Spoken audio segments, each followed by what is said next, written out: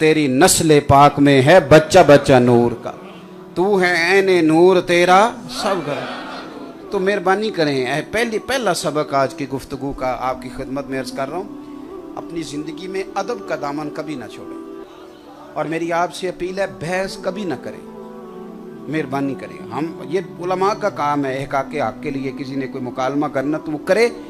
हम जो अवाम है, हमने किसी मसले में बहस, गुलामी करते हैं, वो बहस नहीं करते। हमने चुप करके गुलामी करनी, हमने बहस। मैं अभी दोस्तों को कह रहा था कि बहस तो मियाँ बीवी की हो तो लड़ाई शुरू हो जाती है, हालांकि निकाह हुआ है, रिश्ता है, और अल्लाह की निशानियों में से निशानी है ये रिश्ता। लेकिन किसी बात में बहस हो जाए तो झगड़ा, तो आप बहस नहीं करें। आप अपने दलाइल को याद ज़रूर रखें, लेकिन मेहरबानी फरमाएं जब उलझते हैं, और बाद हमारे संगी आपस में उलझ जाते हैं, उससे नुकसान होता है। अदब करें, खूब प्यार करें, और प्यार भी हम वो वाला करते हैं जिसमें प्रोपेगेंडा ज़्यादा होता है। देखो, बड़ी तवज्जो से मेरी बात को सुनना। और मैं जिस पहलू में बात कर रहा हूँ, हमारे यहाँ लोग अपनी मर्जी का पहलू निकाल लेते हैं। जिस पहलू में बात कर रहा हूँ इसको उसी पहलू में समझना। 10 मुहर्रम को ना रोड पे सवारी भी नहीं मिलती, ट्रैफिक भी कम होती है। 9-10 मुहर्रम को छुट्टी, और मेरा ख्याल है देग पकाने के लिए नाई भी कम ही मिलता है, ऐसे ही होता है ना। और मैं समझता हूँ कि ये भी थोड़ा है, इमाम हुसैन की शख्सियत इससे भी बहुत बुलंद है, ज़्यादा एहतमाम होना चाहिए। लेकिन एक छोटा सा सवाल है तालिब इल्म का, उस पर आपने गौर करना है। एहतमाम थोड़ा होता है अभी भी इमाम अली मकाम के लिए, ज़्यादा होना चाहिए। पर मेरा सवाल ये है कि इमाम हुसैन बड़े हैं कि मौला अली? तो ये सारे बंदोबस्त 21 रमज़ान को भी करते हो? नाराज हो गया हो जो, कोई गल नहीं, मैं तो चला। ओ भाई, ये सारे बंदोबस्त 21 रमज़ान को भी करते हो? हज़रत अली भी शहीद हैं, और हज़रत अली मेयार हैं। मेरे महबूब ने फरमाया, अली का प्यार ईमान है, अली का बुग़्ज़ निफाक है। जो मेयार है, मेयार, उनके लिए भी इस तरह देखें उतरती हैं, इस तरह बंदोबस्त होते हैं, इस तरह छुट्टियां की जाती। जिधर सारा ज़माना चलेगा उधर चलोगे। याद रखो, हज़रत सिद्दीक़ अकबर से लेकर मौला अली तक, और 3 रमज़ान को सैयदा फातिमा ज़हरा से लेकर सैयदा आयशा सिद्दीक़ा तक, इमाम हसन का भी और इमाम हुसैन का भी, इसलिए कि ये सारी मेरे महबूब की औलाद है। सब के तज़किरे दिलो जान से करें, रूह से करें, और आपकी सिर्फ गुफ्तगू नहीं, बॉडी लैंग्वेज भी बताए कि आपको मेरे इमाम अली मकाम से बड़ा प्यार है। दूसरी बात, मेरे हज़रत साहब रहमतुल्लाह ताला अलैह ना, हमारे बरेली शरीफ में, हिंदुस्तान में शिमले वाली पगड़ी बांधी जाती है।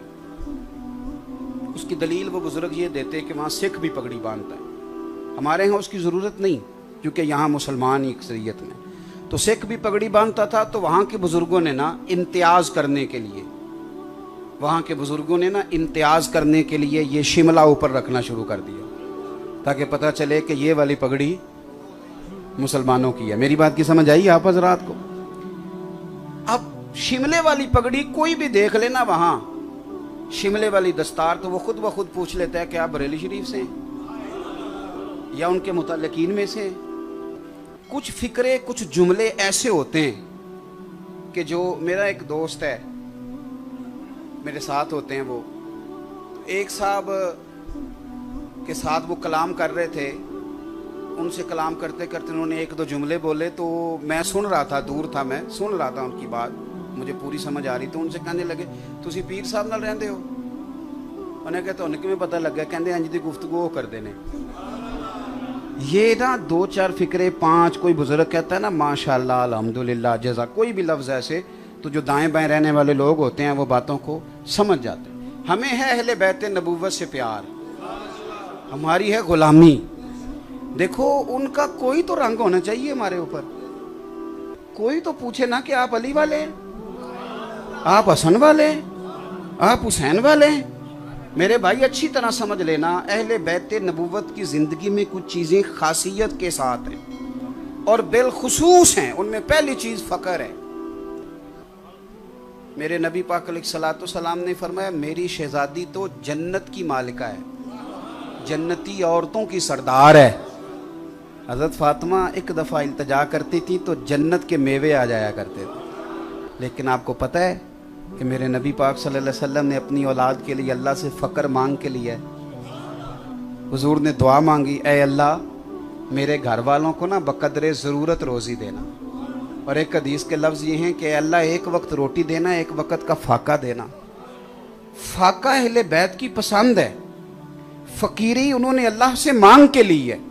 सादा खाना, और यारो देखो घर में लेपा पोती करना, चक्की चलाना, आटा गूंदना, बच्चों को पालना, चरखा चलाना, ये सारे तरीके सैयदा फातिमा ज़हरा के हैं रज़ी अल्लाह ताला अन्हा। ये सारे तरीके हज़रत फातिमा के। अब तो खैर शहजादियों का कोई हिसाब ही नहीं, हर बाप की बेटी शहजादी होती है, होनी भी चाहिए। लेकिन ज़रा ज़रा सी बात पे लोग दुखते हैं, कहते हैं देखो जी बच्ची को काम बड़ा करना पड़ता है। और मेरे भाई याद रखो, सादा खाना, सादा घर, कच्चा मकान, घर के सारे काम काज, ये अहले बैत नबूवत का तरीका है। और पढ़ो बुखारी शरीफ, सैयदा फातिमा ज़हरा रज़ी अल्लाह ताला अन्हा हाजिर बारगाह हुई, या रसूल अल्लाह सल्लल्लाहु अलैहि वसल्लम काम कर कर के हाथों पे छाले पड़ गए। बताओ मुझे इतना गरीब है कोई इस मजमे में जिसकी बेटी इतना काम करे कि छाले पड़ जाए? फिर भी सारे दुखी हैं, फिर भी तावीज़ लेते फिरते हैं कि बेटी बड़ी तकलीफ में, छाले पड़ गए या रसूलल्लाह ये। और हज़रत फातिमा को मौला अली ने कहा, फातिमा अब तेरी मुशक्कत देखी नहीं जाती। हुजूर की बारगाह में गुलाम आए हैं, कि गुलाम मिले तो तेरा काम में हाथ बटाएगा। हम बातें पढ़ते सुनते हो, कभी कभी गौर करो कि ये पहलू हमारे लिए क्या छोड़ती हैं। सैयदा पाक ने छाले दिखाए। मेरे करीम महबूब अलैहिस्सलाम ने क्या फरमाया? फरमाया फातिमा 33 बार सुबहान अल्लाह पढ़ा कर, और 33 बार अल्हम्दुलिल्लाह पढ़ा कर, और 34 बार अल्लाहु अकबर पढ़ा कर। जब भी तू ये तस्बीह खत्म करेगी रब तुझे गुलाम आजाद करने का सवाब अता फरमाएगा।